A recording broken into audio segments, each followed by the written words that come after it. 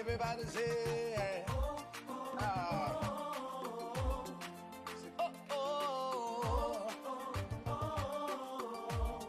say, how can I express my gratitude for all the many things you've done for me?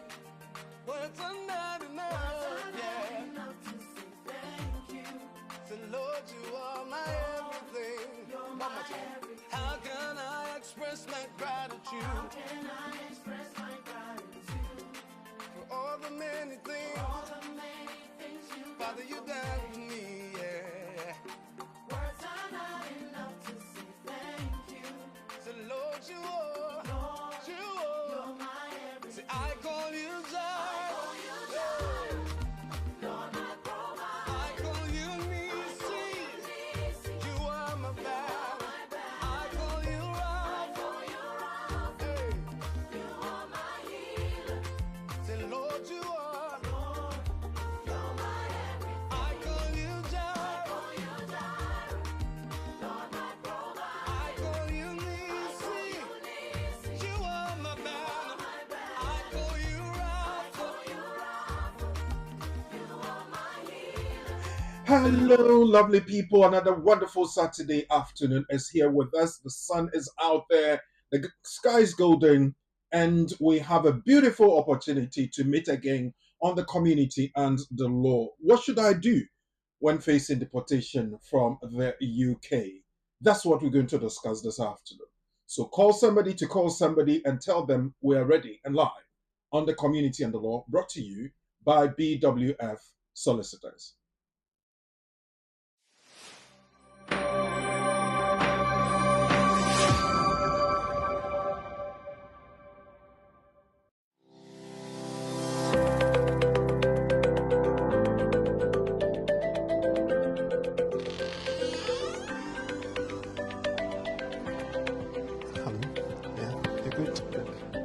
Hello. There are several questions in the community when it comes to the law, especially with immigration matters. That is why I'm inviting you to join us on the program, The Community and the Law, live on BWTV and brought to you by BWF Solicitors, our trusted partners when it comes to the law. We are going to have a very massive discussion on some of the issues of immigration matters that bother you.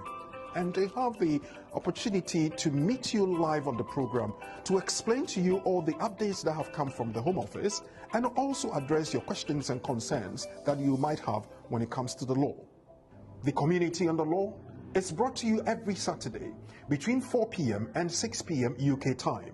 We're live on all social media platforms, YouTube, Facebook, and LinkedIn, at BWF Solicitors, at BWTV, and of course, we urge you to share the program and invite others to join us. Remember, it's at 4 p.m. to 6 p.m. every Saturday, live on BWTV. You have your questions. There are answers. So join us, learn, and empower yourself on the program, The Community and the Law. So pick up the phone and dial 0208 493 7345. Or you can send a text 07950 422 780. It's The Community and the Law. My name is Oreku Frimpon, and I am your host.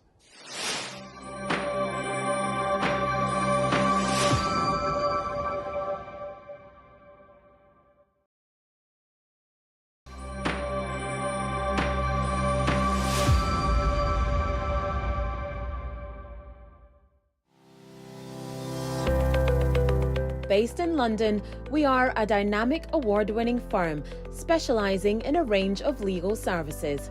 Welcome to BWF Solicitors, a trusted and experienced law firm specialising in immigration and nationality, appeals and judicial review, dispute resolution, family and matrimonial, and other family law disputes with international context.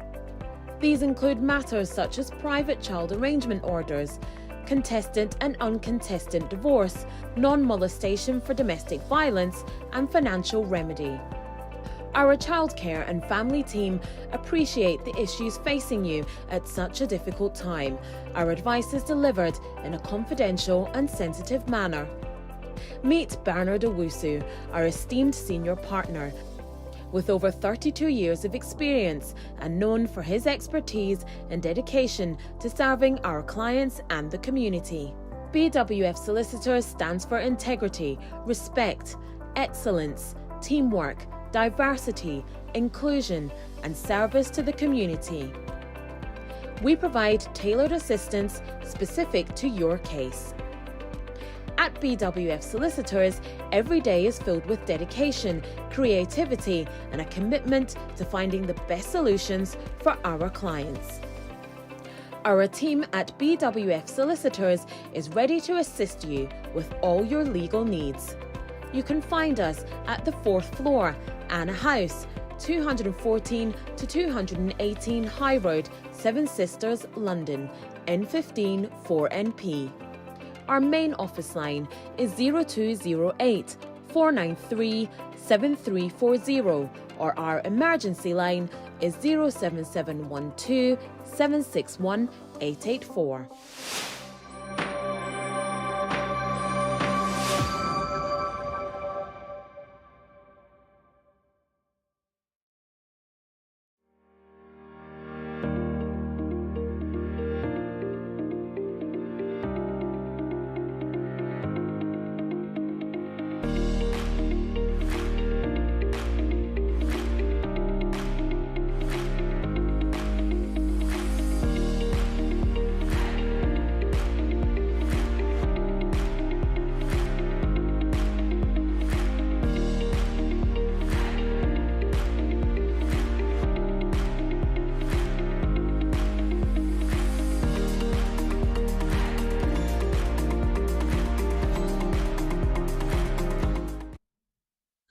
And we are live. Good afternoon. Thank you for joining us live on BWTV and brought to you by BWF Solicitors. We're bringing you the community and the law. My name is Oreku Frimpon, and I have the honor, the duty, and the pleasure to be hosting this event between now and 6 p.m. UK time. How are you? I know the week has gone quite well with you, and you would want to catch up with several things that have come your way or the way of UK citizens when it comes to immigration matters and matters of the law. We are going to do just that. And we have an interesting discussion to have with you. What should you do if you're facing deportation from the UK? Do you just close up and then sit back and say, well, there's nothing I can do? There might be a way out for you, and there might be a solution for your situation. So come join us and sit through the journey with us as we do that discussion. I've said, and I want to repeat, that we coming your way courtesy BWF Solicitors, our trusted partners when it comes to the law. BWF Solicitors, they work Monday to Friday between 9:30 in the morning and 6 p.m. Monday to Friday, as I said, and they deal with all matters legal, immigration issues particularly. If it's about divorce and all the other bits about it, you can trust BWF Solicitors. If it's about interpretation of a law and how to apply to your situation, you can trust BWF Solicitors. BWF Solicitors, call them, book an appointment and come see any of our lawyers on 0208 493 7340. I want to repeat the number 0208 493 7340. They have an office in Ghana, and those of you in Ghana, you can reach them on 055 589 5959. 055 589 5959. For emergency situations, call or text the UK number 0044 77 12 76 1884. 077 12 76 1884. Now, you'd want to know the answer to the question what you should do when you're facing deportation from the UK. Stick and stay, and we'll do that. But let me get you some updates first of all. This week we had BWF solicitors receiving this acknowledgement, and as we would say in our usual parlance, shout out from Francis Blay. Francis says that great words by BWF solicitors. My greatest appreciation goes to Mr. Bernard Usu for his support towards my successful visa application. Thank you so much, he says. And not forgetting my caseworker, Ms. Abigail Jan. You have indeed put a big smile on my face. I strongly recommend BWF solicitors to anyone out there facing challenges regarding legal issues, both in the UK and in Ghana. They are the best candidates for such issues. I've tried. And I must say, they are genuine, principled, and trustworthy. BWF solicitors on any day. God bless you. So thank you very much. And for BWF solicitors, serving the community is an honor and a duty, and they also help train up and coming lawyers who would want to do part of their studies as training with them. And one of our very own has qualified to be called into the bar here in the UK. So we want to say, Annie, congratulations. You've done so well. You've learnt the hard way, and now the way is up and open in front of you. Back in our country, we will say the road is your front. There's a lot in front of you. There's a lot to achieve. So congratulations to you, Annie. You will be hearing of her, and in fact, you've been hearing from her most during the week on our Thursday and Friday programs. So congratulations, Annie. Thanks for the good work. Keep it up. Congratulations once again. Well, another thing that's come up during the week, some by way of updates, let's pick that one up. It's about how long you can stay outside the UK if you have indefinite leave to remain. Indefinite leave to remain (ILR) allows individuals to live, work, and study in the UK indefinitely without the need for visa renewals. The law and the situation says if you're out of the UK for a period of more than 2 years, for EU nationals and their family members, it is 5 years. Your status will automatically lapse and you will lose your indefinite leave to remain.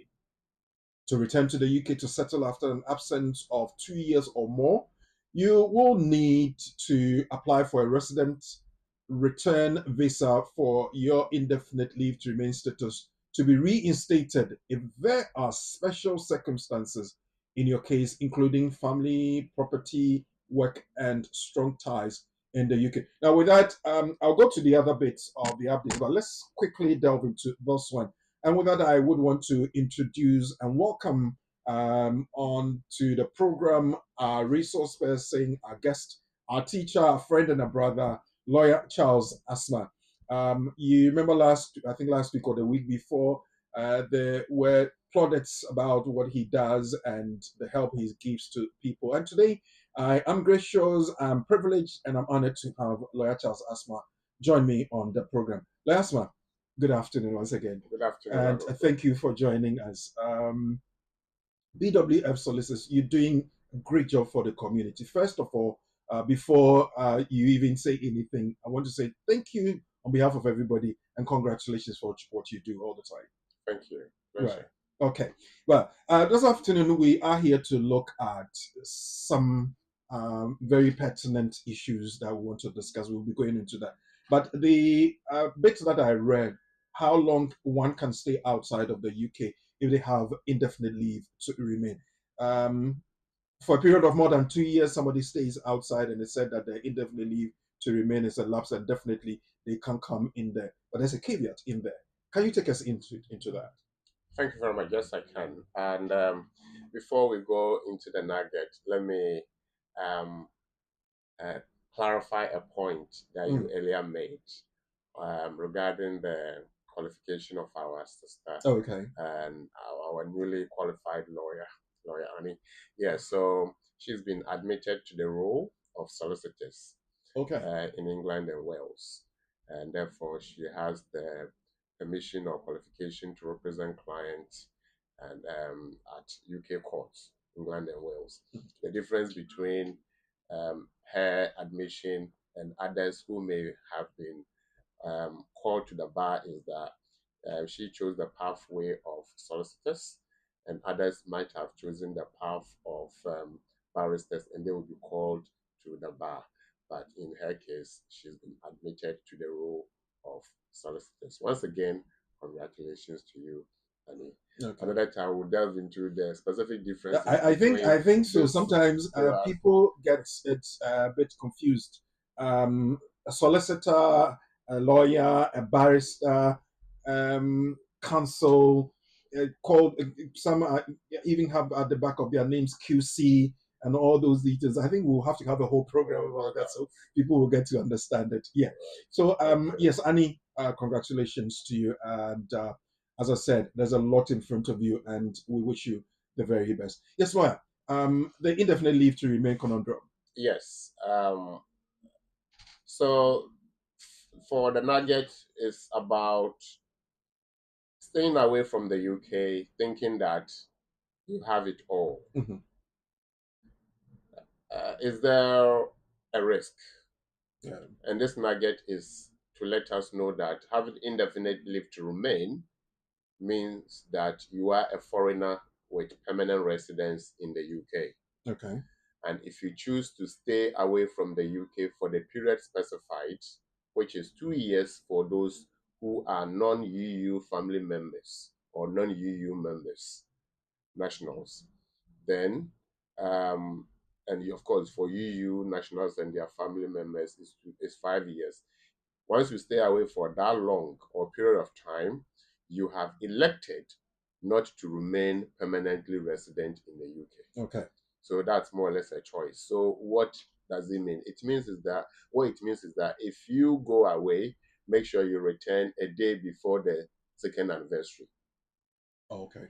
Or a day before the 5th anniversary if you are within the EU side of things.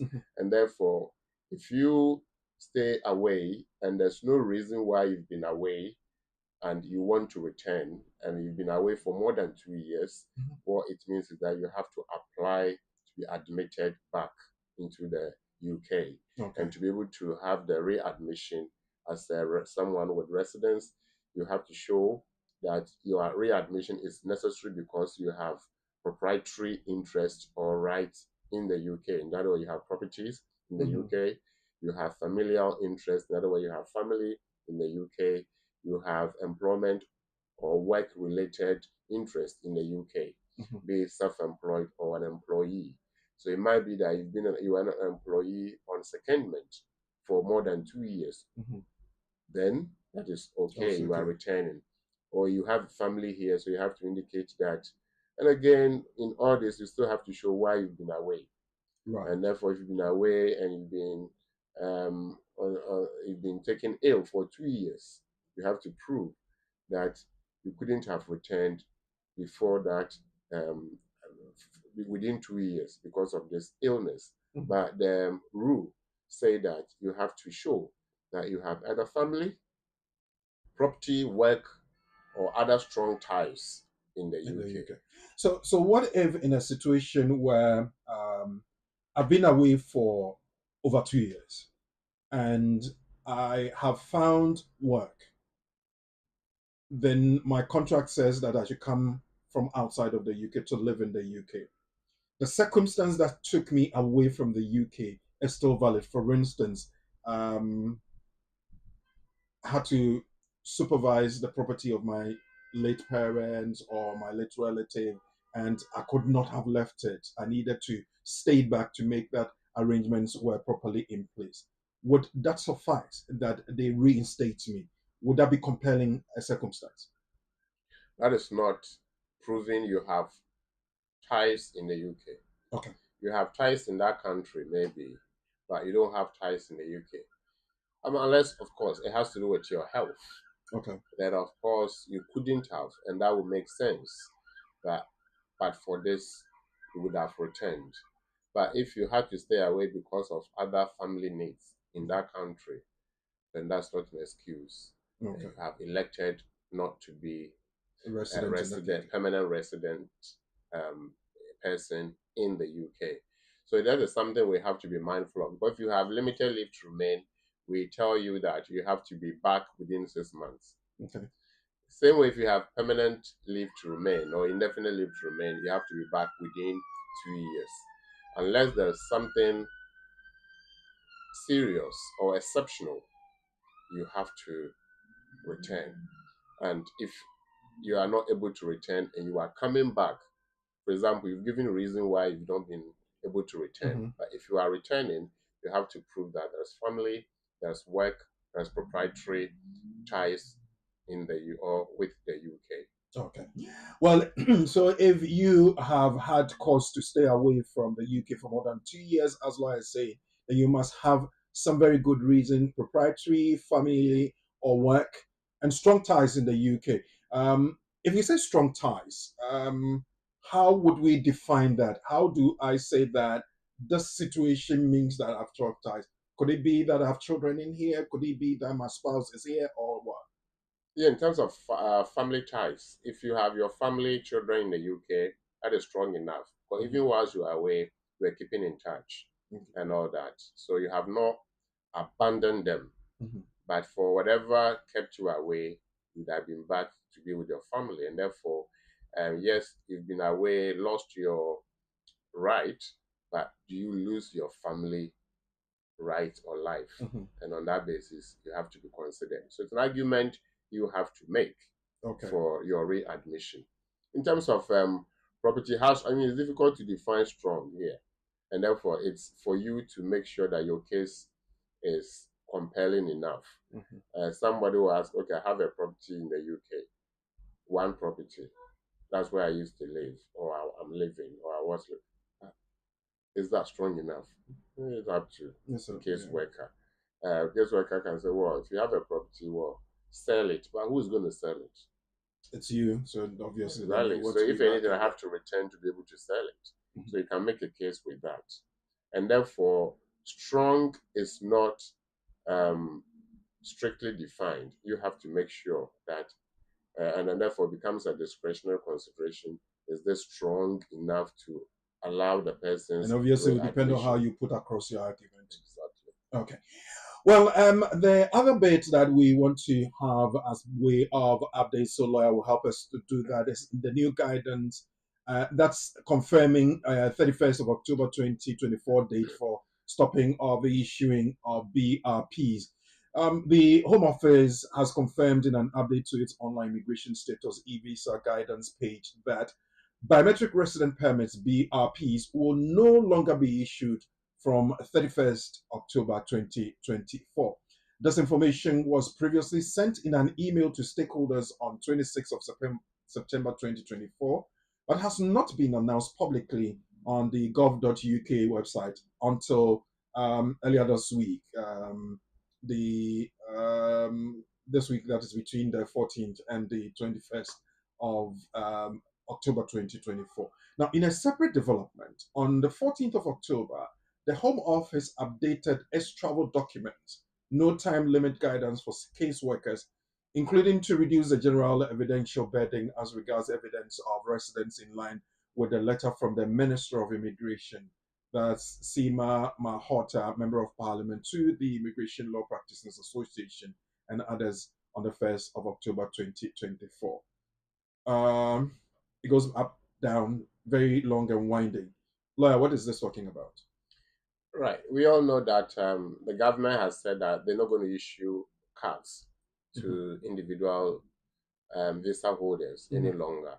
One, it's expensive to print, and two, it's lent itself to fraud and undue manipulation. So that is the policy position or reason. And so we are all aware people have started getting their e-visas as well and so forth. We know that 31st of December is when this whole thing ends. However, as to when they will stop issuing cards to those who are still applying, we're not sure. But now it's clearer that from the 31st of October 2024, that's the end of this month, there will be no more new cards. So if you are going for your appointment, automatically it will be e-visa. So somebody will ask, okay, I have my appointment next week. For people excuse me, a lot of people who have appointments. So what they're going to get? They're not going to get physical card. Yes, your biometrics will be taken, and therefore you have everything available online. Mm-hmm. The same way, if you have misplaced your card it will not and be going replaced. for replacement, can you apply again? How about those with no time limit? Those who have indefinite in their passport, Mm-hmm. the stamp in their passport, and now they know that everything is e-visa, and therefore they have to.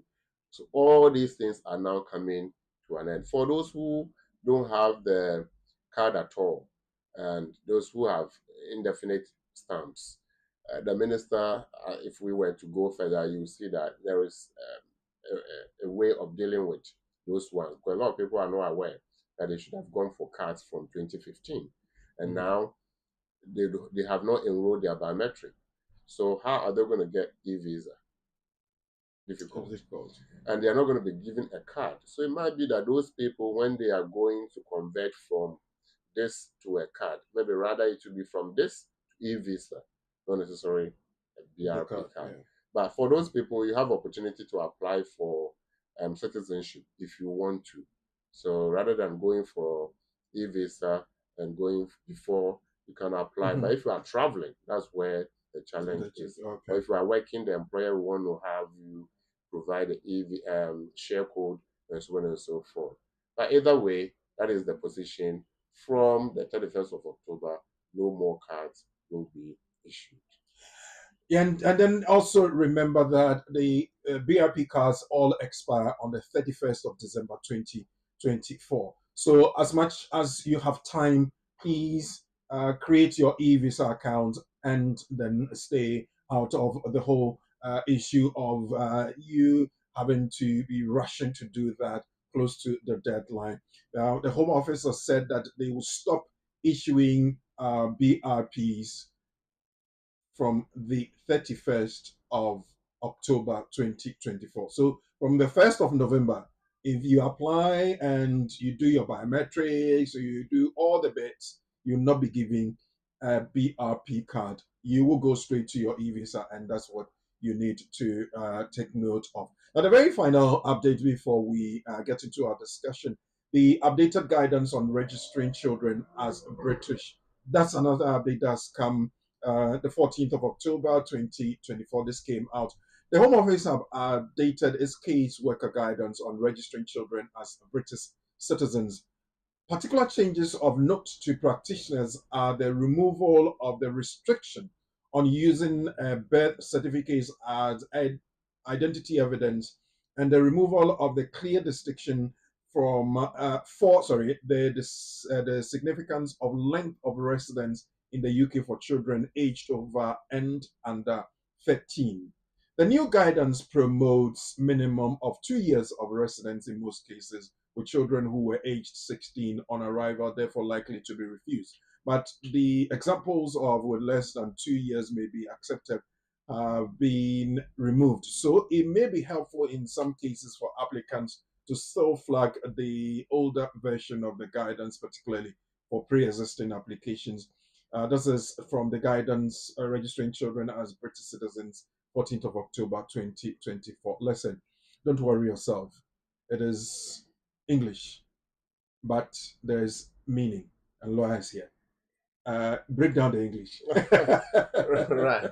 Break down the English. All right. So we're going to take it paragraph by paragraph. But the key thing is that there have been new developments. Some good, some not so good.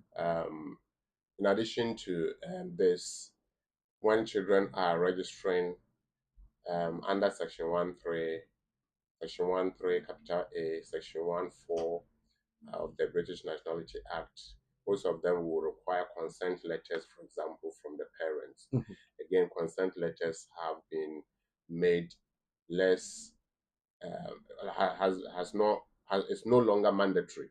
Mm. So consent letters will no longer be mandatory, and therefore, if a parent is not able to provide a consent form that I want my child to be registered, it will not be held against the child simply because the parent has not been able to provide a consent form. Now, Section 1.3 registration will be for children born in the UK and at the time they were born, parent or one or both parents had not acquired indefinite leave to remain, and after the child's birth, the mother or the father has acquired or attained indefinite leave to remain status, they will register the child to become a British citizen. Section 1(3) capital A is where at the time the child was born, the mother or the father was not enlisted into the British Army. And however, after the birth of the child, the mother or the father has been enlisted into the British Army. The child can be registered on the basis of Section 1(3) capital A or Section 1 capital 3, Section 1(3), yeah, capital A of the law. Section 1(4) will be for those who born abroad, now in the UK or coming to the UK, resident in the UK, and they qualify to make an application for um, qualified to make an application. But there are also children who have been born in the UK. They are going to make an application on the basis of their private life. So if you are applying on the basis of your private life, then you will rely on Section 1(4). So those are the bits where you need consent. But with this specific point, where a child is born abroad and is now living in the UK, the law says that if you are living in the UK, you have indefinite leave to remain. Your parents can register you to become a British citizen, but you need 2 years of residence. So, and the law also says that you must be a child. That means under 18. So 18 and 2 years. That means the time you enter the UK is very important. So if you enter the UK and you need to stay for 2 years before you can apply for registration, then it's likely that by the time you've attained 2 years, you would have now been 18 years and no longer a child. And the point here is that we have to be careful when the children enter the UK and when we decide to make an application for them and still keeping to the 2 years period of residence. Depending on when you apply, because this guidance has been released in October 2024. If somebody had an application pending before that, then the person can rely on the guidance at the time to say that mine application was before the change and so should not apply to me. So all these things are matters for explanation when you are making an application. There are instances where the issue may affect the child dearly, but if we are going to wait for the child to attain 18 years, it's going to affect the child's ability to register on the basis that they are children. So what do we do? And therefore it becomes a case by case. Sometimes you put in solid argument or clearer explanation for them to consider on the basis of the discretion they have to exercise, and you plead for them to exercise that discretion in the favor of the child. Yes, lawyer, thank you for that. And I just would want to just make it clear that some of these things, as he's saying, you need to put up a good argument and know what to select and what to choose and the right things to do. So I advise that if you need any further clarification, you need support with some of these things, call BWF Solicitors on 0208 493 7340. 0208 493 7340, and it will help you. Lawyer, there's a question about the very first one that we brought up, how long somebody can stay outside of the UK if they have indefinite leave to remain. What if you re-enter a day before your 5th anniversary and go away after a month? This for the EU people and their family members, because it's 5th anniversary. Yes. So EU, for example. EU, for example, yeah. Right, the law says that you don't stay away for 5 years. So if you entered a day before the 5 years, you haven't broken the rule. But it says you after a month then you go back out. So we are step by step.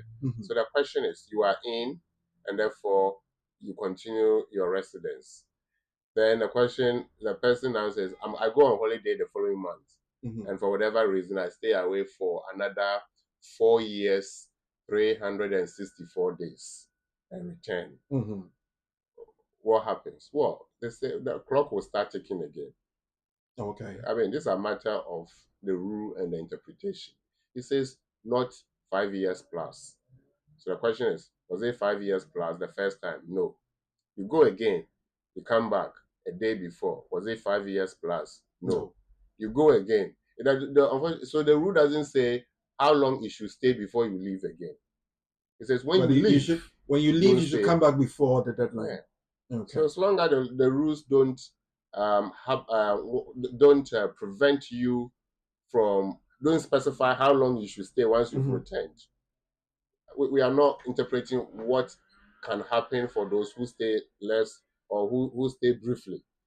There's nothing to prevent them from staying briefly, but something to prevent them from staying longer than required. Oh, okay. Well, that's very interesting. Yes, before we take another break, let me just acknowledge people who have joined us and have stayed up until now. Parkwesi, thank you very much. Sandra Fraser, God bless you for staying. Asari Williams, you are watching with us. Thank you. We have Jay Daniel. Danny, thank you. Charles Kojo, Chenebua, you're watching. Patrick Agriffin, thank you for joining us. Kofi Akubia, Nana Amankwanwa Ashley. Ona Amankwanwa Ashley, thank you very much. Alex Oredu, I am Adepa Loti. You have also joined us. Nyakwa Amwa, thank you. Stephen Jensuko, you are also watching with us and still stayed on. Thank you. Mami Araba, Manaraba, thank you very much. Sherry Brown, you are watching with us. Nanetri Ahne, you're watching. Francisca Ampofo, you are with us. Thank you very much. Debbie Jessie says, congratulations, Annie. Yeah, congratulations to our dear sister. Sarah Pia is there with us. Focus Ghana is watching, and I know you put it on your channel. Thank you so very much. You spreading the news and the information. Well done. Naneti Ahne, yes, we picked up your question. Thank you very much. Sikachetei, you are also watching with us. Hosihine Pipra, Yaboa Kennedy, Dorothy, Bania, Kevin Asamoah, Douglas Jason, we watching with us. We have Smith Mercy, Charles Amwan and Ajimai, Douglas Watting, I've mentioned to you already. Amata, Umar Farouk, thank you. Parkwesi Inter Tisbu and Matthias Frimpon, Tiliduma, Kapo K Akufo, Vicky Amisa, Samuel Ayim, Yabwache, Protocol Kwame Safo, Mary Afriye, Amanda Amuzu, Nanan Kansa. Yes, today you've done me so proud. You know why? When you come in, you announce your presence, and I can pick that one up. That was for only my colleagues and friends and family on Facebook. Those on YouTube as well, I'll be acknowledging you in due course. We're live on Facebook, we're live on YouTube at BWF Solicitors and at BWTV. And the program is The Community and the Law this afternoon with my special guest and resource person coming from BWF Solicitors, Lawyer Charles Asma. We should be discussing, or we will be discussing, what should I do when facing deportation from the UK. Stick and stay, I'll be right back.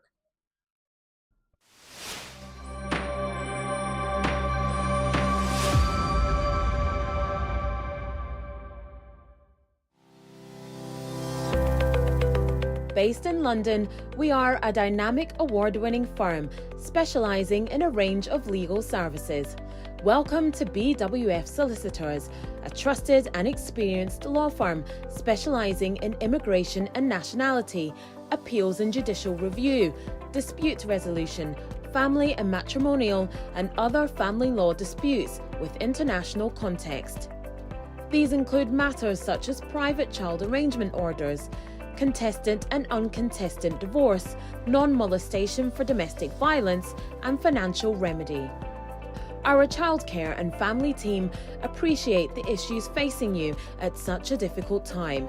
Our advice is delivered in a confidential and sensitive manner. Meet Bernard Owusu, our esteemed senior partner, with over 32 years of experience and known for his expertise and dedication to serving our clients and the community. BWF Solicitors stands for integrity, respect, excellence, teamwork, diversity, inclusion, and service to the community. We provide tailored assistance specific to your case. At BWF Solicitors, every day is filled with dedication, creativity, and a commitment to finding the best solutions for our clients. Our team at BWF Solicitors is ready to assist you with all your legal needs. You can find us at the 4th floor, Anna House, 214 to 218 High Road, Seven Sisters, London, N15 4NP. Our main office line is 0208 493 7340, or our emergency line is 07712 761 884.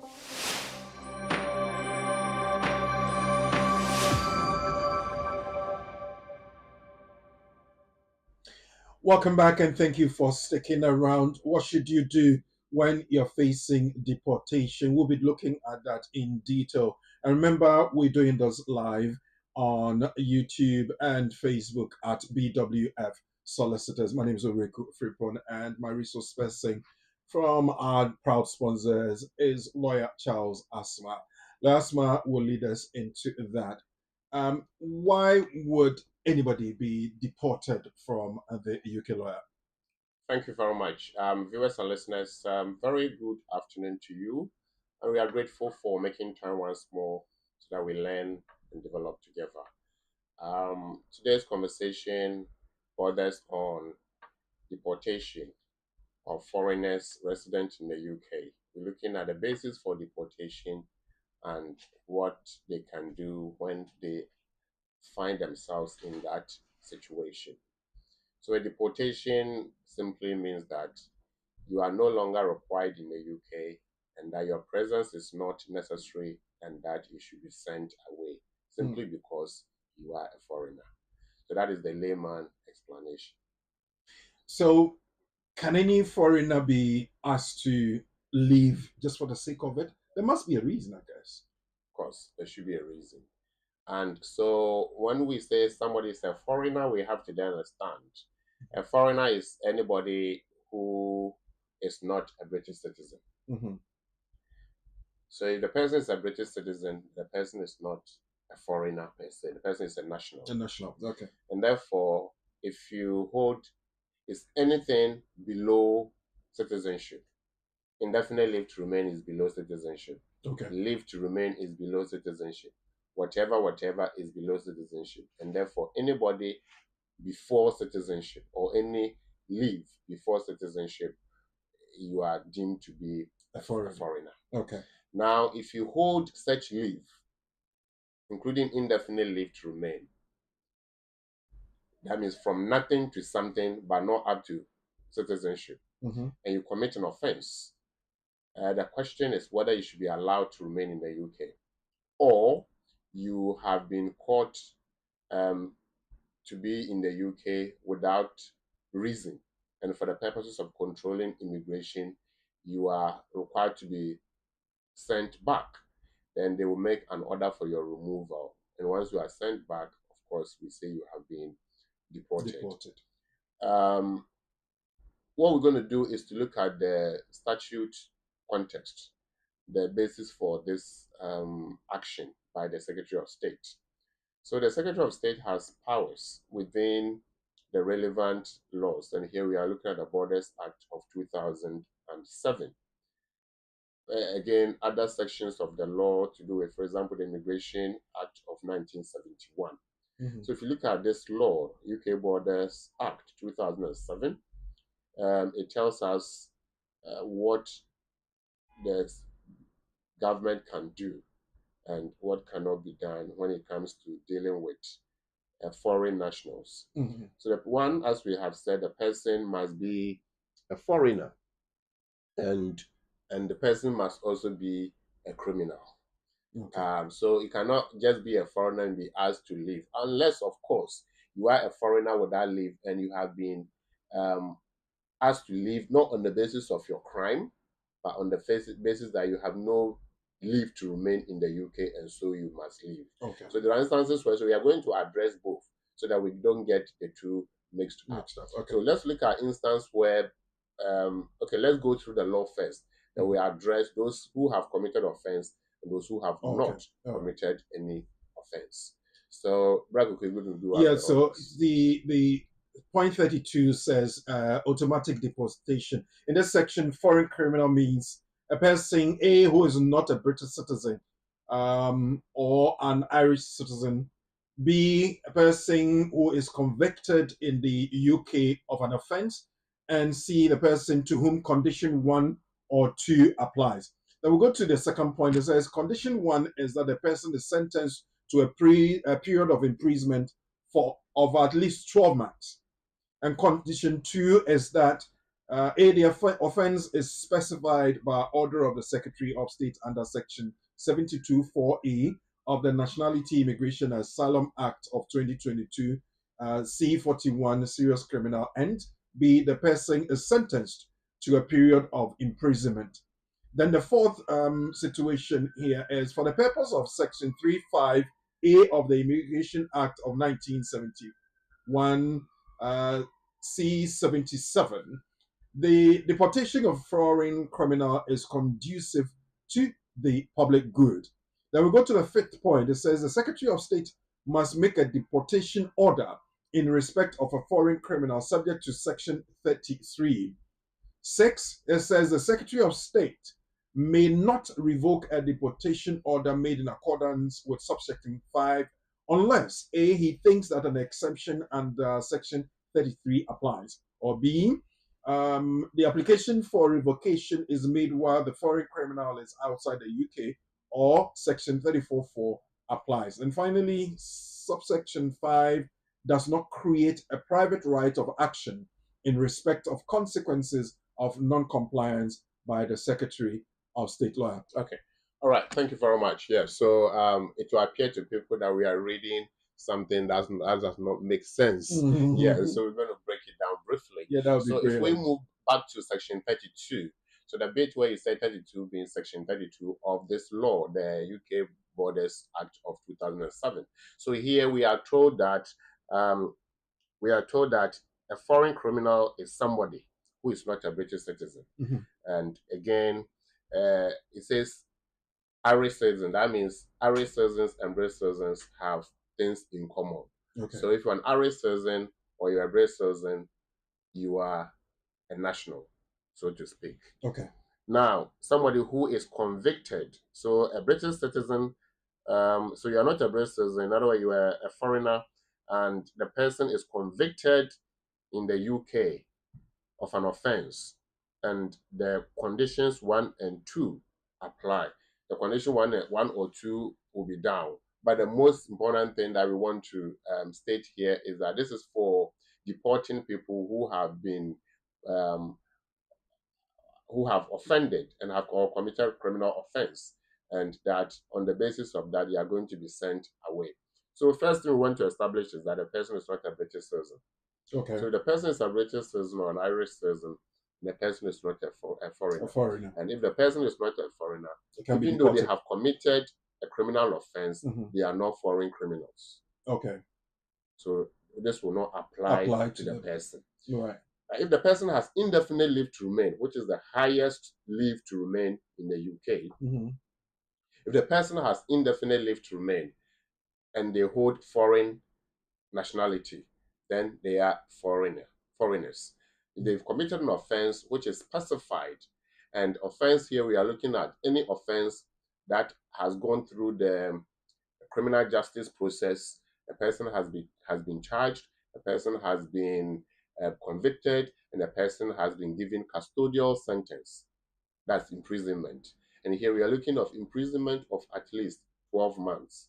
So 1 year plus imprisonment, then this will fit you. It will fit you. Okay. Right. So we are not going to answer question about, what are the list of offenses? That's not the point. Criminal offense that attract 12 months or more imprisonment. Okay. So it could be any criminal offense at all that falls within the criminal act. Now we move on to those conditions that ought to be present. It says the offense is specified. Now, the specification here, as we have said, the most important thing is that if the offense has gone through the process, or the offender has gone through the process, and the person has been sentenced to that period of imprisonment, then one or two will prevail. Those are the conditions. So condition 2 is this, and condition 1. Condition 1 is that the person is sentenced to 12 months. That's one. So if you've been sentenced to 12 months, that condition is met. Is met. Yeah. So even if you are going to say, hang on, condition 2 is not met, 1 is met. It's either this or that. 1 or 2. So the Secretary of State will say that yours is 12 months, and so 1 is met, and so we are going to fight you off. The next one is that, let's say the person has not been imprisoned for 12 months. Then the 2 says that the offense is specified by the order of the Secretary of State under Section 72(4) of the Nationality and Immigration Act, what we call serious criminal offenses.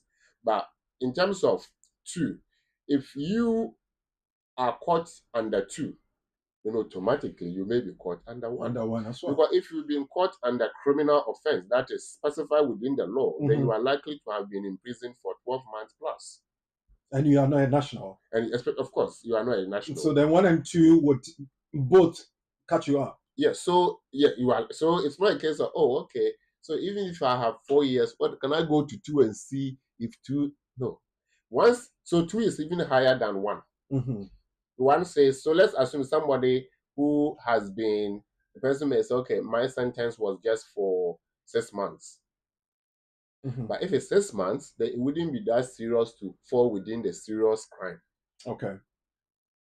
So if it is that serious, which is on the list of serious crimes, then you have more than 12 months. So let's not let's not confuse ourselves as to 1 and 2. Which one should I go for? Both are intertwined, and if you are caught up under 2, you are likely to be caught up under 1. Right. So 12 months imprisonment, that's the main thing. Then the person is sentenced for that period, and we have specified that.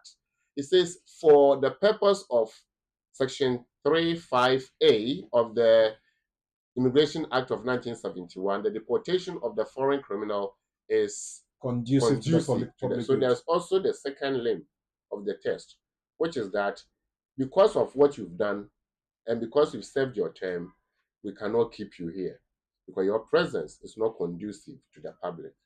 What does it mean? It means the offense is such that if you are left, you may reoffend. Yeah. Or even if you don't reoffend, you'll be a threat to the community, to the people, and therefore the argument will be that you have to be sent away because we don't need you, quote unquote, because your presence is a threat to us. Right.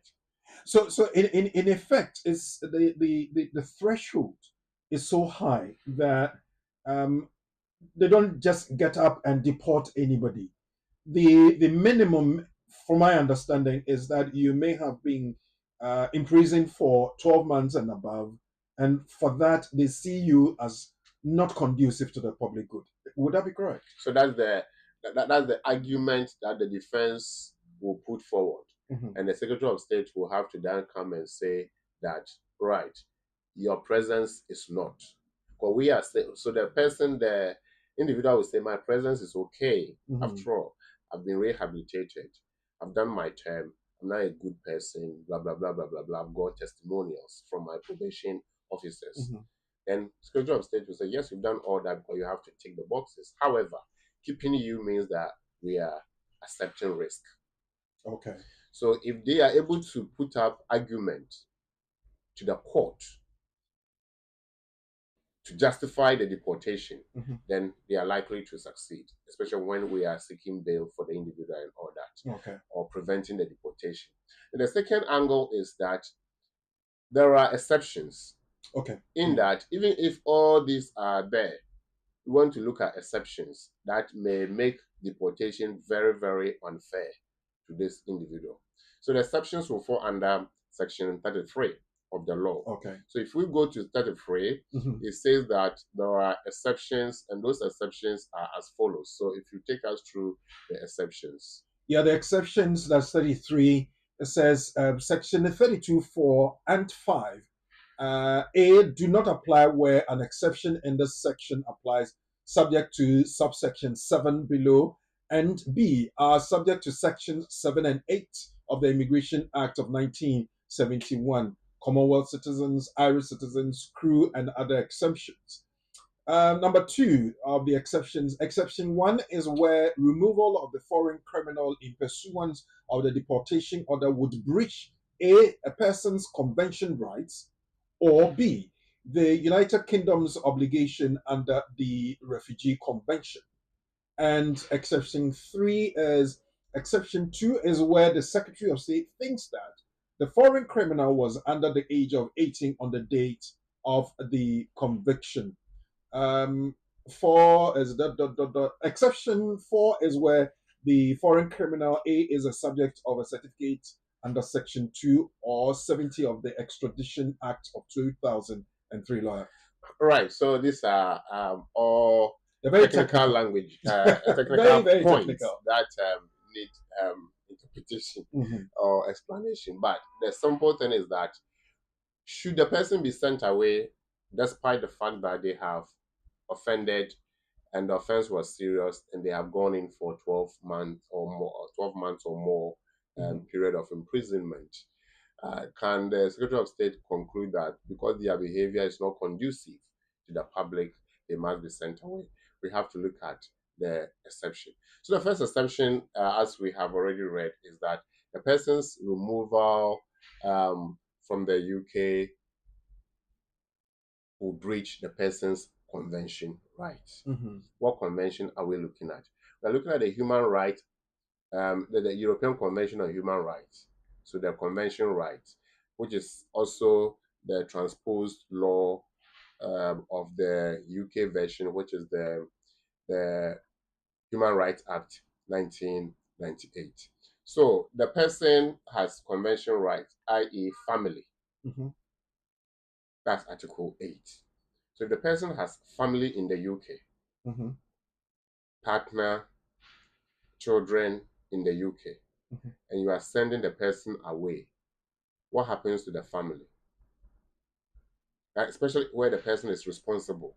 Yeah. It's so then you're denying the family something, a family ties, so to speak. Yeah. So especially if this person is the one who is maintaining the breadwinner, maintaining the family, the child, even though the person was in prison for that offense, the person is still there for the family, and so on and so forth.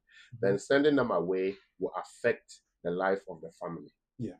And that could be used as basis for fighting the person's deportation. Okay. Today we are looking at when you are faced with deportation, what do you do? So you first have to check whether you have one of the exceptions or you qualify to be considered on the basis that you have a family life with your spouse, children, or both in the UK. Or it says that the United Kingdom obligation under Refugee Convention. So under the Refugee Convention, you cannot send a refugee to a country where they flee from. So if you say this person has committed an offense and you are taking them back to their home country because their life is not, or their presence is not conducive, then you are breaking a Refugee Convention, which the UK is a signatory to. So when they go back, or when you send them away, how are they going to survive? Because they came in the first place because they were running away. Yeah. And they've run away, you've accepted them, they are in trouble with you, and you say, now go back because I've regretted accepting you. Then in the first place, what you are saying that I do not even accept that this should apply to you. But the fact that you don't accept at this point that this should apply to the person does not change the fact that you have already agreed to the convention right of this person under the refugee. Yeah. So we have instances where the person, so we're looking at where the person has family ties with children, with partner involved. or the person is a refugee, and therefore the person has protection under the Refugee Convention, which the UK has signed up to. So these are the two. So how will this work? You have to first establish that you have a wife or an unmarried partner. Okay. That's more or less establishing the ties, right? Yes, you have to establish the convention right here. We're looking at Article 8 rights. So if you have an Article 8 right, then that would be that you have a family life, either spouse, another partner, or children. So you have to identify those children, identify those spouses or that spouse, and so on and so forth, to be able to argue that if I'm sent away, their lives will be in danger. Okay. Not in danger that somebody is going to threaten them, but they cannot be anybody to be there for them. What it means that they have to follow me. And if they are going to follow me, then you are denying them of their right as British citizens. Somebody would say if the family is taken care of by, say, a local authority, social services come in and say that you are not conducive to the public good, but we can take care of your family. Would that argument hold? Well, it's not simply about the fact that somebody looks after them in terms of financial needs. Okay. Because needs is within a range of spectrum. Okay. Now, starting with financial, cutting across psychological, emotional, and all aspects, including physical support. Okay.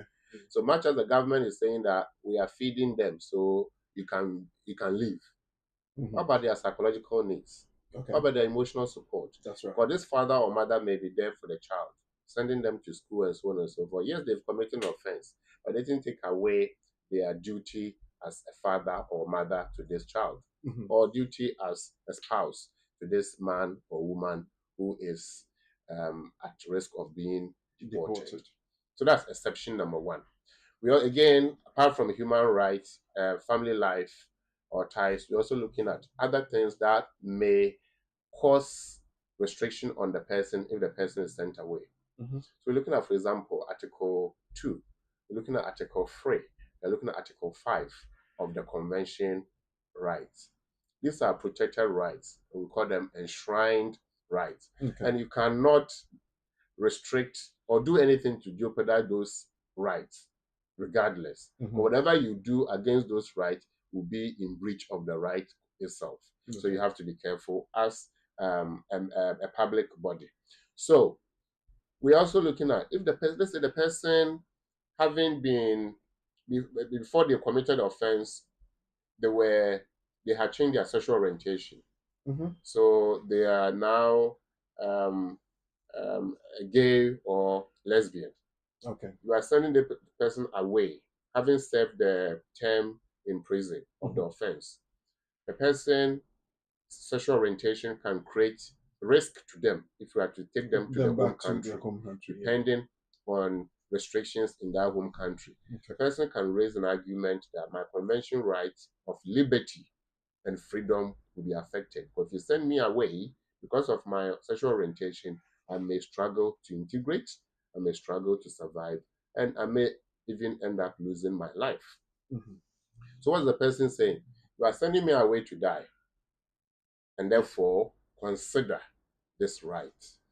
So these are the things the person will be putting forward to argue that my deportation, though you think is not conducive, Section 33 exceptions will apply, and therefore you have to consider. Well, if you just joined us, we're looking at what you should do when you're facing deportation from the UK. Lawyer Charles is taking us through most of, in fact, the scenarios and the situations where you would be deported. But the exceptions are the ones we're looking at. If you have ties and other circumstances are there for you, you may be exempted from that. Section 4 is where the foreign criminal is subject of a certificate under Section 2 or 70 of the Extradition Act of 2003. We have also looked at Section 32, where we looked at where you will be deported and all that, and does not apply where an exception in this section applies. and are subject to Section 7 and 8 of the Immigration Act of 1971, where that describes Commonwealth citizens, Irish citizens, crew, and other exceptions. We have also looked at the exception 1, where the removal of the foreign criminal in pursuance of the deportation order would breach the Persons Convention rights law, as explained that, and the UK's obligation under the Refugee Convention. Exception 2 is where the Secretary of State thinks that the foreign criminal was under the age of 18 on the date of the conviction. For this lawyer, just before we take our break, the exception 2 where the Secretary thinks that the foreign criminal was under age 18 on the date of the conviction, does it mean that when the person is convicted and probably given suspended sentence or even put in prison, but the act was committed when the person was below 18, it won't go against the person and may not be deported? Yes, so in this case, all we're trying to do is, yes, it says that the age of the child, very important. Yeah. Somebody will say, what if by the time the child is out, there are X number of years? That is something for consideration. But by the time you are released, you've attained adulthood. And so are we now going to consider retrospectively? The law looks at retrospective age of the child at the time of the individual at the time of conviction. Yeah. But you can raise this as a point in defense of this individual that you are, or in defense of yourself, that you cannot send me away because at the time I committed this offense, I was, let's say, 10 years, 13 years, whatever, or 17. And therefore, consider my age at the time. What it means is that I'm now out. I'm now being reformed in a way I've now learned and know that I have to be a responsible member of the community. And so give me a second chance. So consider this only for children. Okay. Only for children. But most cases, it won't be children. But of course, there's one we are dealing with, a child. At the time, the person was just about 17, 18. By the time they came back from prison, currently about 22, 23. So, but the argument was not on the basis of the age. It was on the basis that there's nobody in the country they are sending the child to, him to, but he's no longer a child. And therefore, he has the mother here, he has the father here, no siblings, blah, blah, blah. However, if you take this person to the country where they are deporting him to, there'll be nobody to still mold him. Okay. To still guide him, to still support him. So the person is 22 years. They have, so at the time they were in prison, obviously they are restricted, so there will be no learning or development. Now they are out, they are now going to learn and behave and be responsible members of the community. So are you taking that opportunity away from them? That is why, so we raise the point of exception 2. At the same time, we rely on exception 1 convention right to family. And the fact that we also raise the point, in this case I'm talking about, we also raise the point, not a refugee convention, but the fact that other conventions such as 2, 3, and 5, where there's nobody in the country where the child, and therefore sending the person away with no guidance and support is likely to get himself into trouble. And much as we are trying to correct him, you are throwing him away to become worse. You talked about correction. Is it the within the rights of the judge, probably, who would be deciding this case, to say that you can't deport this person, let a person stay, and you would have to put in programs for them to reform better and become conducive to the public good? Is that automatically, or it has to be from the judge who will make that directives? Well, when they're in prison, that's part of the reformatory process. But when you are in prison, you are taught, you go through the learning and so on and so forth. So by the time you come out, you've been somewhat reformed. But the point remains that because you are a foreign criminal, we can choose to accept you to remain or not. If the Secretary of State says that your behavior is no longer conducive, so you have to be sent back, the argument is, should a person be sent back at the detriment of his family? Okay. Those immediate family. should a person be sent back at a detriment, by way of introducing him to danger?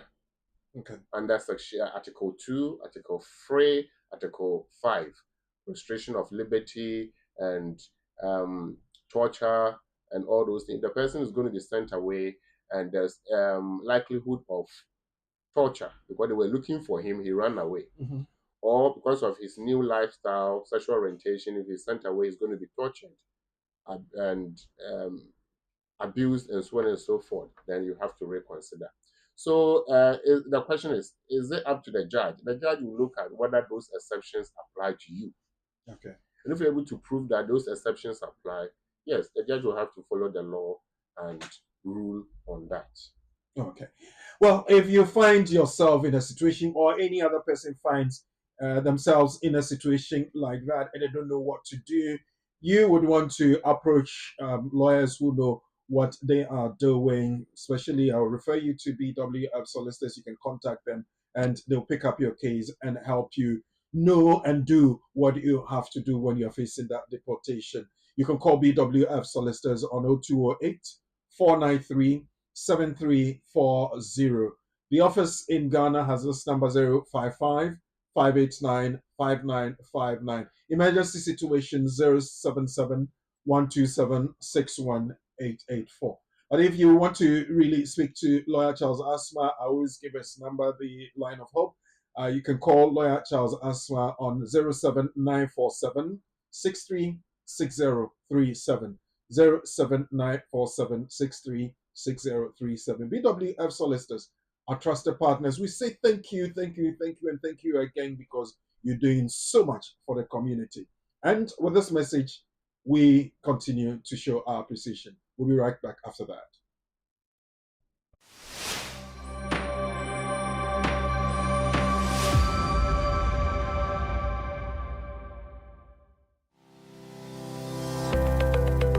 Based in London, we are a dynamic award-winning firm specialising in a range of legal services.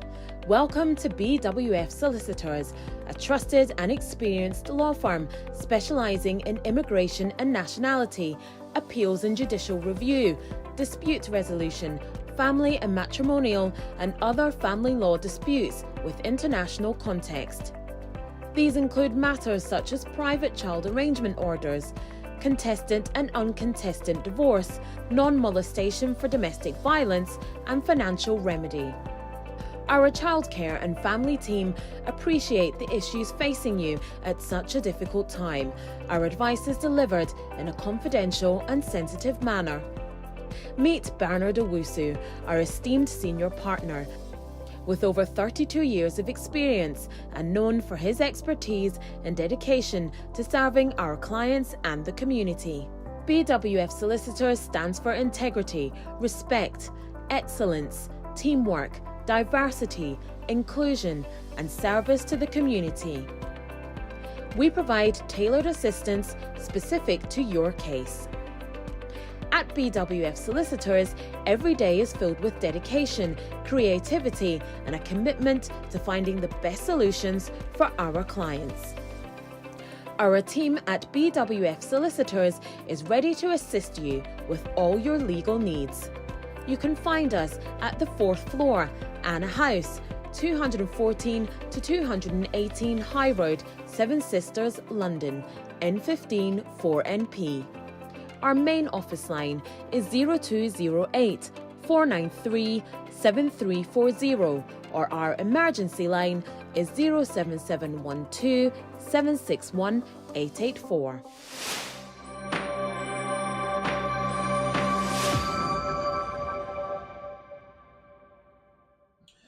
Thank you for sticking around. It's the community and the law, and we're discussing what you should do when facing deportation from the UK. Our resource person, our guest this afternoon, is Lawyer Charles Asma from BWF Solicitors, our sponsors and our legal partners. BWF Solicitors, I want to reiterate, talk to them, consult them, deal with them, and you have satisfaction. 0208 493 7340. If you have been with us on the discussion and you'd want to pose any question or you have any issue of concern that you want lawyer to address, the lines are active: 0208 493 7345. Text 07399208468. WhatsApp 07399208468. Or leave your comments and questions in the comment section below on Facebook at BWF Solicitors, at BWTV, on YouTube at BWF Solicitors, at BWTV as well. Lawyer, some people face deportation not because they've committed criminal offenses and they've been in prison for 12 months and over and all the other bits. Sometimes they overstay, sometimes situations of their immigration status and how they would want to regularize and they fall foul of the law and the rest of it. In situations like that, all those exceptions and the criteria and all the other bits, do they fall under those? Right. Yeah. So if you come again with that point so that those who didn't pick the technicality of what you said can get it. So if you can just if I'm to be deported because I've overstayed. Right. It's as simple as that, isn't it? What do I do? Okay, right. So that is simple, isn't it? Yeah. So yeah, I mean, what should you do? And that is the conversation we're having. Let's now touch upon individuals who have not committed offense per se, that they are going to be deported or removed from the UK. So it's not always the case that you are going to be removed because you've committed an offense, which is criminal. But the offense will now be immigration offense. So when you commit immigration offense, you are also likely to be sent away.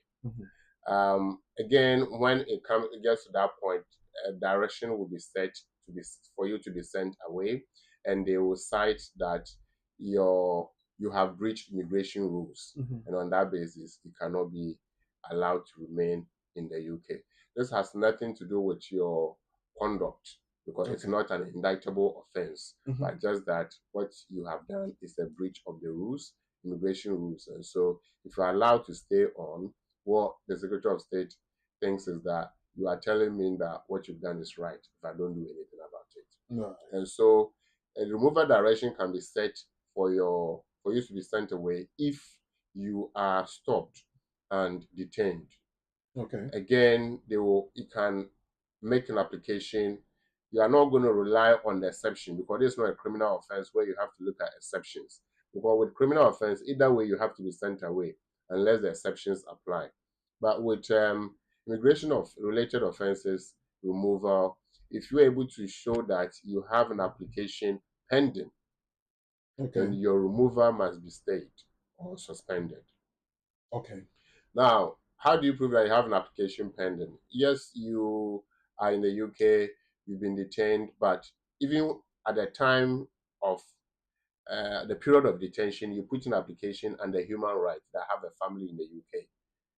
As we said, spouse or children or child in the UK, and therefore on that basis, I have a right to remain in the UK regardless of whether I overstayed. You are making an application for them to consider your stay further on the basis that you have a family life. So let's call it family life application. But this time, it's not just an application where you go online and complete the form and submit and go for biometric. An application, we call it human right claim. You are claiming that you have human rights to be in the UK, and so they cannot send you away. So here, you are not reminding them about the exception, but you are telling them that I have an application pending that you need to consider first. And the application can be done on the basis of, again, you can apply on the basis of refugee convention, or on the basis that you cannot be sent away. We call it asylum claim. So if you have an asylum claim pending, then you also have to make sure that they have made a decision before you are sent away. Well, we will at this point be picking up your questions and your comments, and you can send that to the comment section on Facebook and YouTube, or you can send them as a text to 07399 Send your voice notes via WhatsApp to the same number 07399 If a person lives in the UK and went to jail for 1 year, what happens? Right. So you live in the UK, jail for 1 year. The question is, on what basis are you living in the UK? That part is missing. Are you living in the UK as British citizen or Irish citizen, or you are living in the UK as somebody with indefinite leave to remain in the UK, or somebody with leave to remain, limited leave to remain? So that point is missing. If you can share fact with us so that we can get the puzzle complete. But it says, I go to jail for 1 year. What happens? What happens? 1 year is 12 months, right? Yep.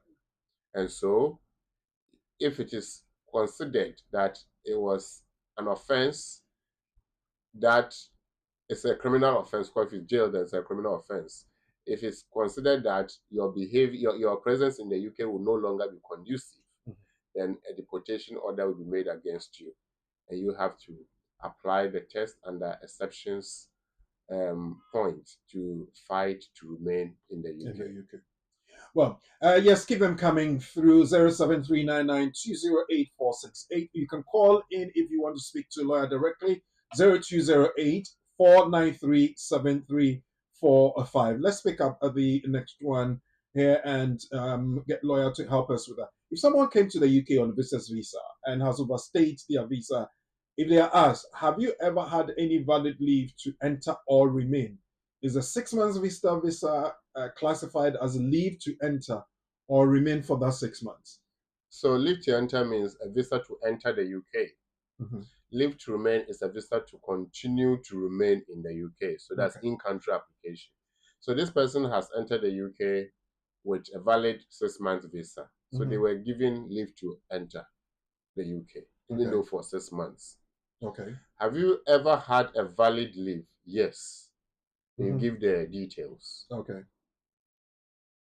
Well, it's straightforward. It's as simple as that. Nanecha, thank you for your time and your comments and your questioning. I'm Jamila Al-Hassan. I'm a healthcare assistant in the UK. My kids are in Ghana and I want them to join me in the UK. I'd like to know the steps required to go ahead with the process. Lawyer. Right. So, Jamila, we share general views. And therefore, because we don't have specific context of your matter, we'll not be able to give direct response. However, just so you have something to take away, you have to, one, show that you have a relationship with this child. DNA is not compulsory, so birth certificate. There are instances where birth certificate issued recently may be frowned upon, and therefore they may say that, why is it that a child was born 10 years ago and birth certificate was issued at the time the application was the intention to make the application was made. So more or less, could it be a genuine birth certificate? Well, it's not about the genuineness, but the key thing is they may doubt. So if you can do a DNA, that will resolve that. DNA is not compulsory though, so don't be pushed to go for a DNA. The next thing is that you have to show that this child you want to, or children you want to bring to the UK, do not have other parent in the country where they are living. If there is another parent or their father, I think Jamila is a female. So if the father is in the country where the children, in this case Ghana, the father is in Ghana, then it's likely that you have to prove that you have sole responsibility. Unless you can show that the children's father is dead, then you have automatic responsibility for the children. But even that, they will ask you to prove that the children cannot continue to remain in the country or in Ghana, and what will happen if they are not relocated. So you have to prove that. You have to show that whilst in the UK, you are still keeping to your duty as a parent for those children, and so on and so forth. You have to make application. You have to pay the application fee. The children will go for appointment to enroll their biometric data. You have to upload the documents to support the application, and you wait for a decision to be made. This is the gist of what you have asked. Well, thank you. Keep it coming. 07399208468, or put that in the comment section below on Facebook and YouTube. With regards to naturalization or application for British citizenship, can I use my master's degree taught in English in Africa or in Italy as a proof of being proficient in English language? Or do I still have to write the IELTS? I'm a family member of an EU citizen lawyer. Yeah, so okay, it doesn't really matter whether you are EU citizen or not. Naturalization cuts across. So we have people who have foreign degrees or degrees taught in English. So you have to show that that degree was taught in English. Right. And the best way is to make an application to EPTIS for them to consider that your degree was taught in English, or your master's degree was taught in English. Okay. And they will give you a letter or a certificate of comparability. And at that point, your English language proficiency will be set at C1, which is higher than even the one that you get under the mainstream English language assessment for this application. And on that basis, it will be accepted. But if you also think that going through the process to get the comparability evidence is longer than doing a new English assessment, then of course you can try the English assessment, which is also not difficult at all. It just assess your reading, writing, speaking, listening, and it's quite straightforward. They will ask you to choose a topic, and you go through a discussion with them based on the topic you like. And they'll be listening to how you express yourself, how you answer questions, how you listen, and that is it, basic expressions.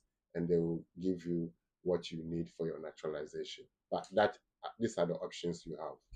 Well, those who would want to go through preparation for writing your IELTS and all that, I would recommend that you get in touch with KT Educational Consult, and Namayati will help you do that. IELTS B1, B2 for skilled worker routes, those visas and BRBIT, call 07596 620154, 07596 620154, or 07512 644 041, or send an email to kt.edconsult@gmail.com. They'll help you prepare for that. So don't fret about that. There's help everywhere, especially when you're dealing with BWF solicitors. We have been discussing what you do when facing deportation from the UK. We at this point submitting our questions and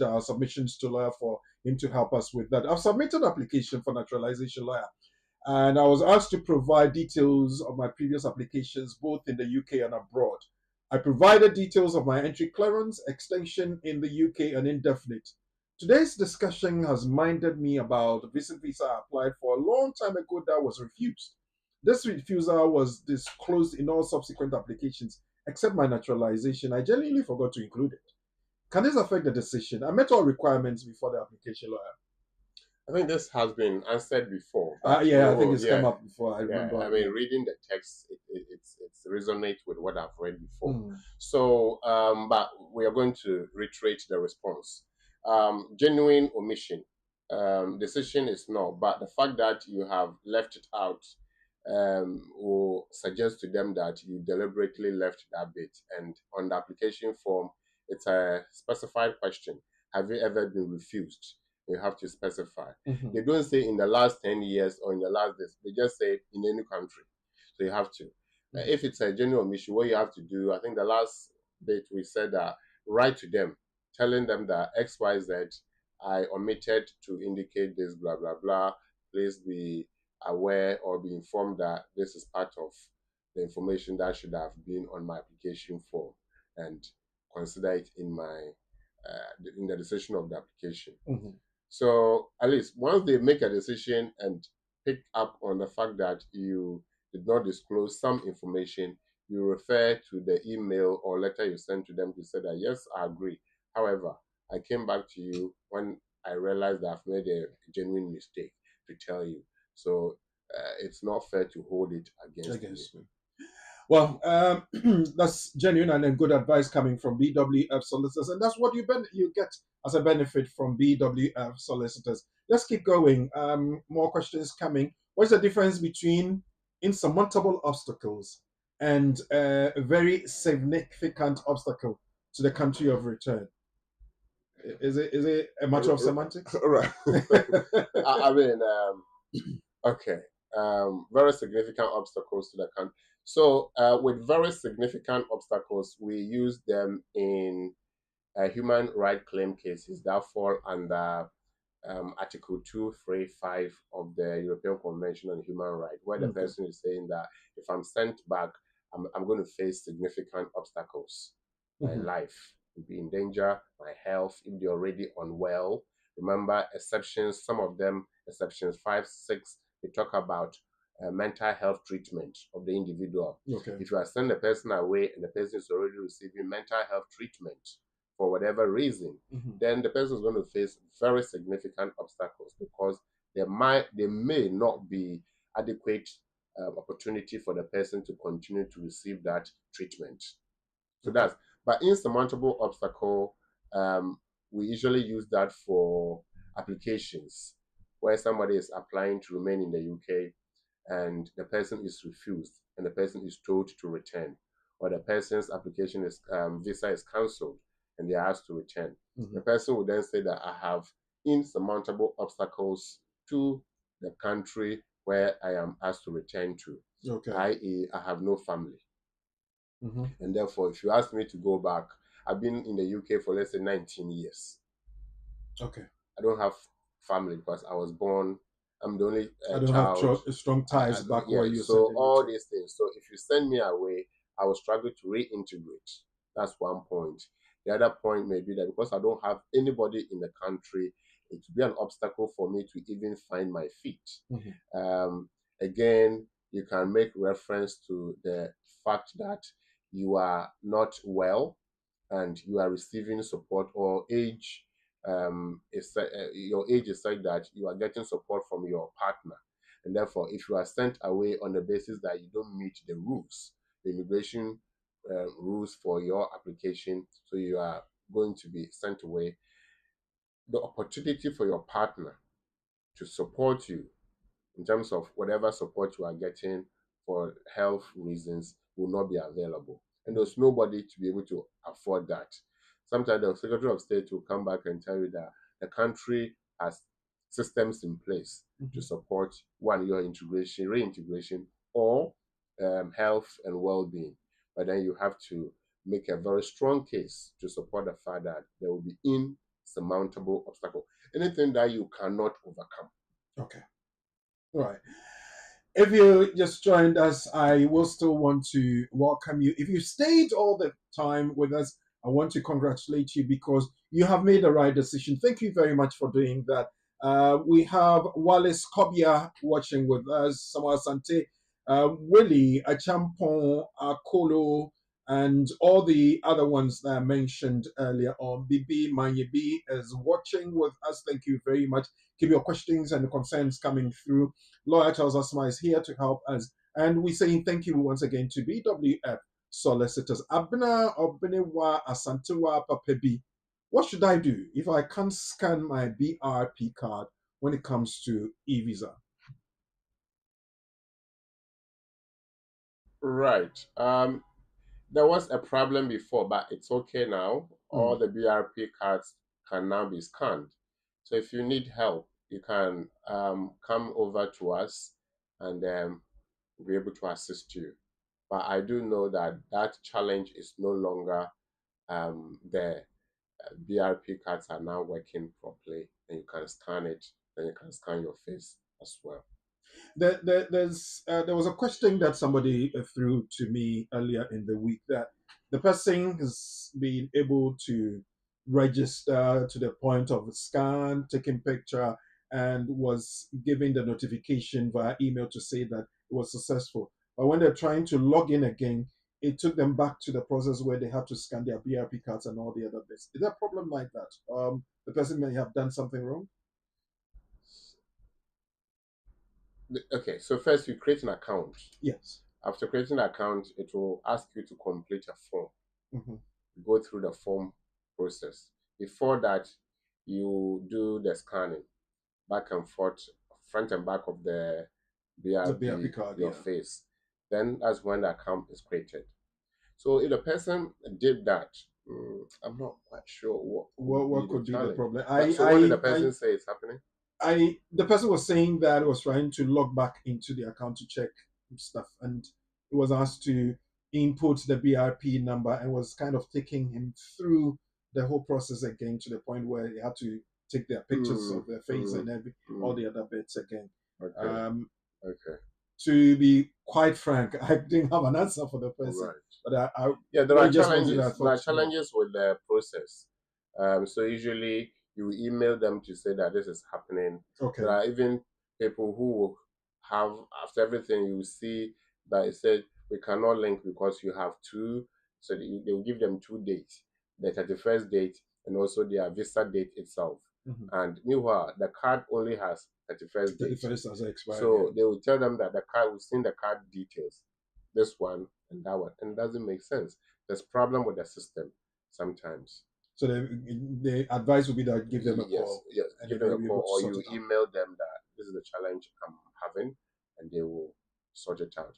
Honestly, with e-visa problem, just like the EU, so eventually there's going to be e-visa helpline, I'm sure. Just like we have EU Settlement Resolution Center for EU matters. But let's seek all the help we need. But after 31st December, I don't think that would be a blanket end to the whole program. Government will continue to offer support systems. Okay. Well, IT things oftentimes come with challenges, and they offer support. Yes.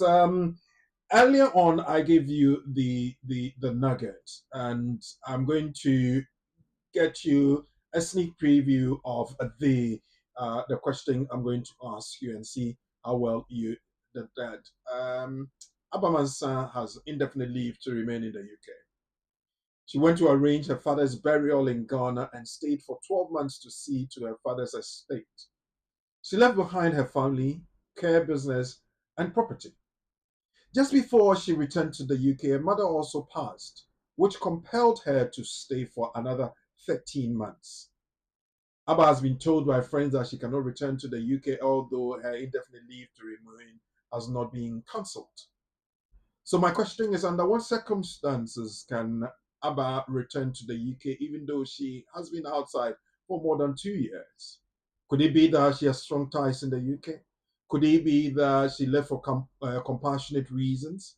Or it could be both reasons, strong ties to the UK and compassionate reasons. Think about that, because I will be coming back to say what answers you have. But let's see, if you have other further questions, we can pick them up. As you do that, you keep thinking about the question and the scenario I've given you. Daniel Opon says, may I ask you, may you ask lawyer for me? Okay, I'll put it to lawyer. He's here. That for you to declare £18,600 for your visa's renewal, isn't it after tax, or it is before tax to get that amount? Lawyer. Right. It was before tax, and I've used the verb was for a reason. It was before tax, so it's a gross income before tax. If you are self-employment, if you are self-employed or you are in self-employment, you will have to show the profit before tax. Now, it was 18,600 because from the time the rules changed, March, April this year, end of April thereabout, it's no longer 18,600 for first timers. It's 29,000. Yeah. But if you are renewing, of course, our friend said renewing, then you are still within the 18,600. So the answer to our friend, straight to the point, is 18,600 before tax. So that's a gross. Okay. Well, our friend, thank you for bringing that one up. If you have any other further question, and if you want any further clarification, call BWF Solicitors 0208 493 7340. Or on the program, if you want to talk to lawyer, 0208 493 7345. How can a British by descent pass on citizenship to a child born outside of the UK? Kofi is asking, lawyer.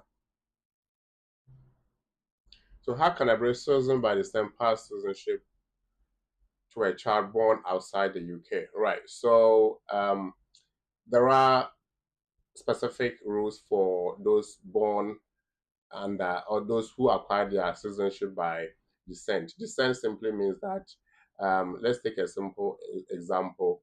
Kofi is a British citizen. Kofi has a child abroad. Mm-hmm. Kofi's child is joining him in the UK on the basis of Kofi's nationality in the UK. So more or less, the child is a descent of Kofi. Mm-hmm. So now Kofi's child is in. Kofi's child will also give birth to his child. And let's say Kofi's child or Kofi's grandson or grandchild is also away. Will Kofi's son be able to apply the same rule? To Kofi, the Kofi's son's son. Yeah, so Kofi's son. So now, that is. But if it is a case of, let's say, simple question: British citizen passing citizenship right to another. So the second generation, there are rules for that. Okay. So, but if the child is already in the UK, then obviously when they give birth in the UK, it solves those people who are already in the UK. Well, of course, the person will be in the UK under acquisition by descent. Okay. Gives birth to a child abroad. How would that apply? Yeah. Again, the child born abroad will have specific rights within the rules if at the time the child is born, things have not changed. But if it is today that the person is seeking to make an application on that basis, regardless of whether their parents acquire citizenship by descent, they will be able to. What we have to look at is a specific requirement that need to be met based on this child's specific circumstances. It might be the case that the child will then make an application for right to enter the UK in the first place, then continue from there. So there are specific rules that will apply, but all depends on the context and the information that is available. Yes, so let me go back to my nugget, then I'll pose the question, after which I'll give you a moment to think about that and give me an answer. Indefinite leave to remain allows individuals to live, work, and study in the UK indefinitely without the need for visa renewals. If you are out of the UK for a period of more than 2 years, for EU nationals and their family members, it is 5 years. Your status will automatically lapse and you will lose your indefinite leave to remain. To return to the UK to settle after an absence of 2 years or more, you will need to apply for a resident return visa for your indefinite leave to remain status to be reinstated if there are special circumstances in your case, including family, property, work, and strong ties in the UK. So based on this, let's look at what Abba Mansa is facing and let's see if we can give a good answer. A friend Abba Mansa has indefinite leave to remain in the UK. She went to arrange her father's funeral in Ghana and stayed for 12 months to see to her father's estate. She left behind her family, care business, and property. Just before she returned to the UK, her mother also passed, which compelled her to stay for another 13 months. Asba has been told by friends that she cannot return to the UK, although her indefinite leave to remain has not been cancelled. Tell me, under what circumstances can Abba return to the UK even though she's been outside for more than 2 years? Would it be that she has strong ties to the UK? Would it be that she left for compassionate reasons and that she should be reconsidered? Or it could be both of the situations, strong ties to the UK in addition to she leaving for compassionate reasons. What would your answer be? Would it be 1, 2, or 3? Think about that. I'll be right back.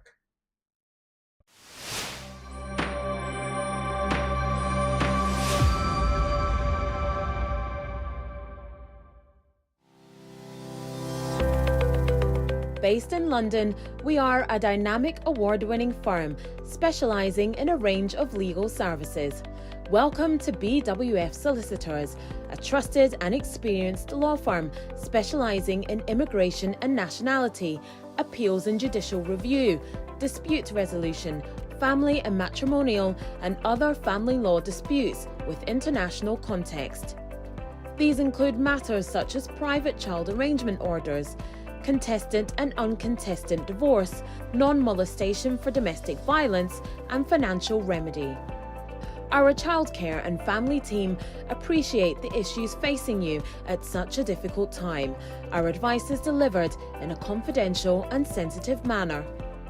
Meet Bernard Owusu, our esteemed senior partner.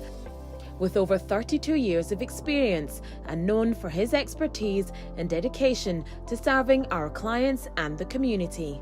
BWF Solicitors stands for integrity, respect, excellence, teamwork, diversity, inclusion, and service to the community. We provide tailored assistance specific to your case. At BWF Solicitors, every day is filled with dedication, creativity, and a commitment to finding the best solutions for our clients. Our team at BWF Solicitors is ready to assist you with all your legal needs. You can find us at the 4th floor, Anna House, 214 to 218 High Road, Seven Sisters, London, N15 4NP. Our main office line is 0208 493 7340, or our emergency line is 07712 761 884.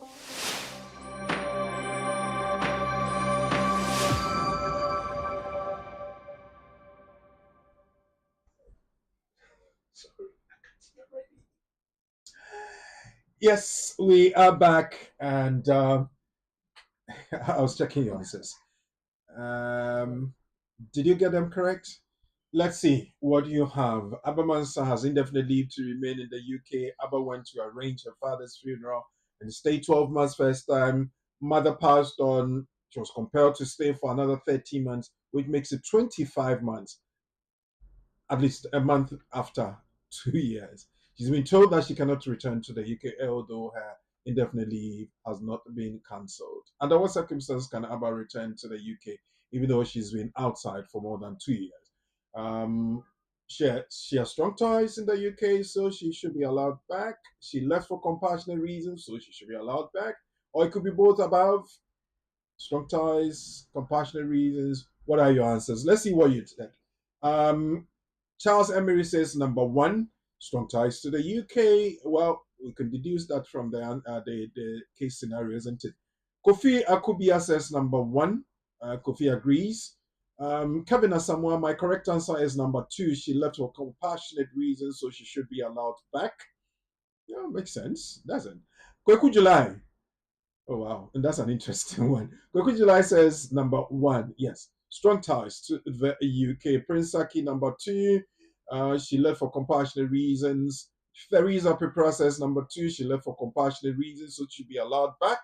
Let's see what Dennis says. Dennis says number 1. Dennis Obing says it's number 1.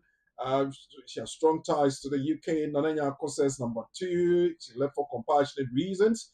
Who else? Let's see. Gloria Norte. Gloria Norte says as number 1. Hello. Yeah, thank you very much. Well, Lawyer. Nobody said number 3. Right. But we have strong ties to the UK. She left for compassionate reasons. What would be right? Right. So we go back to the nugget. If we have it there, that could answer is in the nugget. It says that to return if there are special circumstances in your case, including family, property, work ties. So those special circumstances will be as follows: 1, 2, 3. Now, we are not told about because you are not well or this or that as one of the reasons, even though it's a genuine and should be a convincing reason. It is not on the list, but it appears that our case study subject has all this plus even more, Mm-hmm. plus sickness, Mm-hmm. plus was not family, family the reasons. bereavement, Yeah. which is the compassionate reason, but the bereavement is not on the list. Apart from that, in addition to the bereavement, she has what she needs Mm-hmm. to be able to make an application to return. Mm. What has she got? Well, Tilly, are you saying two because we have started the discussion, or your answer is two because you believe in that? Well, Tilly, do you mind saying it's number two? Okay, let's go. Okay, okay, all right. So those strong ties in the UK should be one of the things. So let's see if she's got ties in the UK. Mm-hmm. We are told that she has a property. We are told that she has a business. Mm-hmm. We are told that she has family in the UK. These are strong ties. Mm-hmm. We are not told that if you have bereavement, you can use it as basis for your return. Mm-hmm. And therefore, even though she had bereavement, she's not going to make an application on the basis of bereavement, but on the basis of those ties. And therefore, the right point for consideration will be strong ties to the UK. Yes, so the question said she left behind her family, care business, and property. So, like saying, those are strong ties. And obviously, that's the correct answer. And from that, we know that the guidance indicates that the nature of ties to the UK, whether they are family, property, or business ties, and the extent to which those ties have been maintained during the applicant's absence should be considered. So those who said number one, you were right. The answer is number one. Well, same time next week, we'll be bringing you another scenario. Now watch for that during the week on all the BWF social media platforms. We'll throw the questions out there so you have enough time to think about it. And watch out for our nugget, which comes out every Monday morning. Thank you to BWF solicitors for educating us, empowering us, and also helping us to go through most of our immigration issues and our legal matters as well. This afternoon, we have discussed what you should do when you face deportation from the UK. A resource person and our guest and our friend from BWF Solicitors was lawyer Charles Asma, and he summarizes as this. Hello, viewers and listeners. Once again, we are ending today's conversation. We're ending on the point that if you are in the UK and facing deportation, you have to assess whether you can be considered. First, you have to check whether the rule or the law requirements apply to you. The first thing is whether you are a foreign criminal. If you have up to indefinite leave to remain, you are likely to be a foreign criminal if the offense was a criminal offense and you have been in prison for 12 months or more, then you are going to be deported. What do you do depends on your specific circumstances, whether the exceptions specified within the rules apply. The exceptions include having a family in the UK, i.e., spouse or child or children in the UK. Also, having finding yourself in a situation where if you are sent back to your country, you will not be able to survive, and therefore it becomes a human right point. If you are able to prove this, then you may be able to fight your deportation. We also touched up on point where individuals have breached immigration rules and have been asked to leave the UK in terms of getting deported to their country. In this case, it is not a case of criminal offense reason, but that you have breached immigration rules and you have to be sent back because you do not have leave to remain. Once it happens like that, either on the basis of on the basis of on the basis of criminal offense or on the basis of breach of immigration rules, you can apply to have your removal or deportation order reconsidered. In this case, you have to see whether you have human right claim as we have indicated. And once you set that out, it will be considered. And if you meet all the requirements that have been specified, you will have the deportation reconsidered so that you can remain in the UK for that purpose. This is what we have brought you today. Thank you. Yeah, thank you very much, Lawyer Charles Asma. And to you out there, thank you for your time. Just to reiterate a few of the updates before we draw the curtains down. We had, these are nuggets, but I want to pick up on the updates. The new guidance, and it's confirming in an update to its online immigration status, the e-visa guidance page, that biometric resident permits will no longer be issued from 31st of October 2024. This information was previously sent in an email to stakeholders on the 26th of September 2024, but has not been announced publicly on gov.uk website until today. In a separate development, on the 14th of October 2024, the Home Office updated its travel documents. There's no time limit guidance for caseworkers, including to reduce the general evidential burden as regards evidence of residence, in line with a letter from the Minister of Immigration, Seema Malhotra, Member of Parliament, to the Immigration Law Practitioners Association and others of 1st of October 2024. So remember, from the 31st of October 2024, BRPs will no longer be issued.